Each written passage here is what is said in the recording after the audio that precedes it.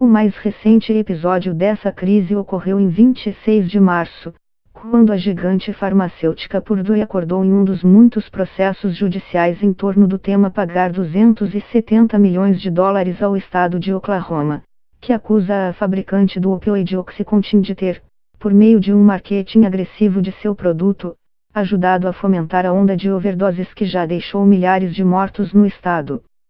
No total, autoridades estimam que 218 mil americanos tenham morrido de overdose por opioides de receita médica entre 1999 e 2017, e a pequena Williamson se tornou um símbolo do problema. Mas como uma cidade interiorana pôde ter sido inundada de remédios? Como a crise de saúde tomou a dimensão atual, colocando sob os holofotes uma gigante farmacêutica. Opioides são uma classe de drogas naturalmente encontradas na papoula, a mesma usada para produzir heroína. São prescritos para tratar diferentes graus de dor, porque agem de modo mais rápido, forte e duradouro do que analgésicos comuns.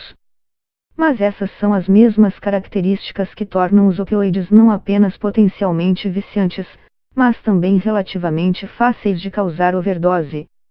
A despeito disso, foram amplamente receitados a pacientes ao redor do EUA nas últimas 2 décadas. No ano de auge, 2012, o número de receitas passou de 225 milhões, ou 81,3 para cada 100 americanos. E o Oxycontin, da Purdue, se tornou o opioide receitado ligado ao maior número de usos excessivos, segundo a agência governamental Centro Nacional para a Informação Biotecnológica. Ele venceu o prêmio jornalístico Pulitzer em 2017 de reportagem investigativa ao produzir uma série de notícias sobre o excesso de receitas médicas de analgésicos na Virgínia Ocidental, um dos estados mais pobres de todos os EUA. Dados da CDC, a principal agência de saúde americana, apontam que a Virgínia Ocidental tem a maior taxa de mortes por overdose no país. Foram 57,3 mortes por 100 mil habitantes em 2017, mais do dobro da média nacional, 21,7. Altas taxas de mortes por drogas estão concentradas ou em comunidades abaladas e voltadas à mineração, ou as que dependem de empregos no setor de serviços, diz Shannon Monak, professora assistente na Universidade Syracuse, que estudou o impacto da crise de opioides na área rural americana. Para muita gente, as instituições de trabalho e família se desmembraram ao longo dos últimos 30 anos, e isso deixou algumas pessoas com pouco sentido na vida. As drogas são um jeito de escapar da dor emocional ou a realidade de uma falta de conexão ou propósito na vida. Em 2017, uma reportagem da emissora NBC entrevistou o Serviço de Atendimento Emergencial de Williamson, que à época disse atender uma média de 50 casos de overdose por mês. Os números que Eric Eyre revelou em suas reportagens para o jornal Charleston Gazette Mail mostraram que a crise em Williamson era apenas a ponta do iceberg.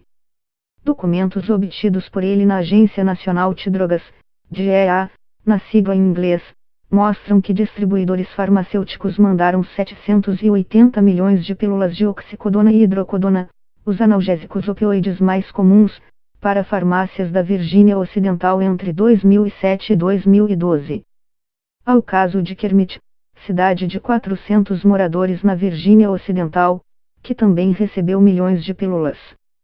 Mas Williamson se tornou mais simbólica por causa do volume de medicamentos e do fato de que as pessoas viajavam centenas de quilômetros para comprar remédio lá, agrega Eyre. Essa localização geográfica, somada a uma regulação à época frouxa do influxo de remédios, fez com que a cidade virasse um destino perfeito para a abertura das chamadas clínicas de tratamento da dor e para uma onda de receitas médicas de opioide. Uma única médica, Catherine Over, abriu consultório em Williamson em 2002 e, até 2010, quando a polícia realizou uma intervenção em sua clínica, ela já havia prescrito opioide 333 mil vezes. Frank Tuck, especialista em vício em drogas da Universidade de Virgínia Ocidental, é parte de um grupo de acadêmicos que acredita que comunidades rurais se transformaram em boas oportunidades de expansão de negócios para gigantes farmacêuticas. Na Virgínia Ocidental, há tantas cidades com gente envolvida em trabalho manual, que provoca dores no corpo, e com menor acesso a serviços médicos. Algumas sequer têm hospitais. Se você analisa essa epidemia, vê que as vítimas eram inicialmente pessoas de meia idade, gente com mais probabilidade de necessitar medicamentos para dor. Em meados da década de 90, cerca de 100 milhões de americanos eram, segundo estimativas, afetados por dor crônica, o que levou autoridades de saúde a pedir por menor regulação no uso de analgésicos mais poderosos. O argumento principal em favor disso era de que pacientes com dor crônica de idosos a operários que carregavam nas costas anos de trabalho braçal teriam uma qualidade de vida melhor se tivessem acesso a medicamentos mais fortes. A discussão evoluiu a ponto de o nível da dor ser declarado um quinto sinal vital dos pacientes, o que significa que sua medição e gerenciamento passou a ser visto como tão importante quanto o monitoramento da temperatura, pressão arterial, taxa respiratória e batimentos cardíacos. Uma dessas empresas é a Purdue Pharma. Em 1996, a companhia começou a vender seu carro-chefe, o Oxycontin. Em 2001, já havia gerado $1 bilhão com vendas do opioide. Rapidamente, porém, começaram a surgir relatos de mortes ligadas ao excesso de opioides, puxando uma alta na taxa geral de mortes por overdose no EUA em 1999 para 36 mil em 2007. No mesmo ano, a Purdue foi multada em mais de $600 milhões, depois de admitir culpa por enganar o público a respeito do risco de vício presente no Oxycontin. Foi uma das multas mais altas já aplicadas a uma empresa farmacêutica na história do EUA. A empresa de informações de saúde IQVIA estima que o Oxycontin tenha gerado a Purdue $35 bilhões em vendas. Pesquisas apontam que o medicamento tenha respondido por 82% das vendas da empresa em 2017. No início deste mês, a Purdue anunciou que estava avaliando pedir falência, para conter os processos legais contra si e negociar acordos fora dos tribunais. O acordo em Oklahoma seria o primeiro em que a companhia responderia perante um júri popular a respeito da responsabilidade das empresas farmacêuticas na crise de opioides americana.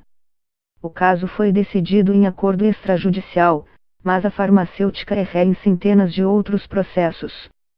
As mortes por overdose continuam crescendo, foram mais de 70 mil casos em 2017. Autoridades têm contido as receitas médicas, mas ainda assim elas são altas, 58,7 receitas a cada 100 americanos. Já houve epidemias de drogas antes no EUA, mas elas tendiam a ser concentradas em bolsões. Esta é diferente, muitas pessoas se viciam, mesmo quando usam o opioide corretamente, diz Frank Tuck. O tsunami de pílulas em Williamson foi um dos destaques de uma investigação do Congresso tornada pública em dezembro passado a respeito da crise de opioides na Virgínia Ocidental. Nossa apuração revelou falhas sistêmicas tanto por distribuidores quanto pela DEA, que contribuíram e fracassaram em conter a crise de opioides no estado, disse em comunicado o líder do Comitê de Energia e Comércio da Casa, Greg Walden. Especialistas preveem que a montanha de processos legais contra farmacêuticas resultem em vultuosos acordos extrajudiciais, tais quais os que envolveram a indústria tabagista americana no fim dos anos 1990. Um dos acordos superou o valor de $200 bilhões. Cidades, condados e estados abriram processos legais buscando reparações contra os gastos públicos relacionados à epidemia de opioides, explica Nora Engstrom, professora de Direito da Universidade Stanford. Alguns economistas estimaram que, em 2015, o custo econômico dessa crise foi de $504 bilhões, ou 2,8% do PIB americano. No âmbito local, esses custos são sentidos mais fortemente. No condado de Mingo, onde fica Williamson, um levantamento estimou que a crise de opioides custou quase $7 mil para cada habitante cuja renda per capita é pouco superior a $20 mil. Os opioides devastaram comunidades inteiras na Virgínia Ocidental e em outras partes do EUA, diz Roger May. A sensação é de que tiraram vantagem de algumas pessoas.